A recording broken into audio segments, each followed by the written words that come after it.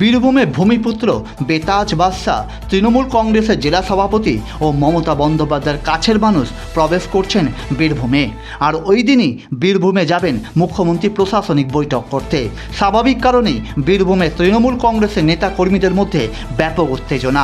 নবান্ন সূত্রের খবর, সোমবার মুখ্যমন্ত্রী কলকাতা থেকে বর্ধমান হয়ে দুর্গাপুরের উদ্দেশ্যে রওনা দেবেন।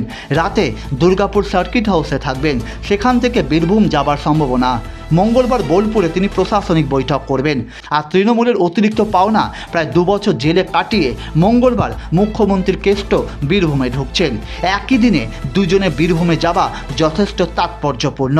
আমরা সকলেই জানি মমতার খুবই কাছের মানুষ কেষ্ট। বীরভূমে হল্ট দিয়ে কেষ্টর সঙ্গে দেখা করেছেন মুখ্যমন্ত্রী। যতবার নির্বাচনের আগে কেষ্টর মন্তব্যে বিতর্ক দানা বেঁধেছে, তার পাশে দাঁড়িয়েছেন খোদ নেত্রী। তার এক জ্বলন্ত উদাহরণ উন্নয়ন রাস্তায় দাঁড়িয়ে রয়েছে, যা নিয়ে চরম বিতর্ক ছড়ায়। এদিকে খোদ মুখ্যমন্ত্রী বলেছিলেন কেষ্ট উন্নয়নের কাজটা সবার থেকে ভালো বোঝে। আবার এটাও ঠিক যে এই অনুব্রত মণ্ডল প্রায় 2 বছর জেল খাটলেন গরু পাচারের অভিযোগে। তৃণমূল কংগ্রেসের কাছে এই কেষ্ট রীতিমতো বাঘ হয়ে উঠেছেন।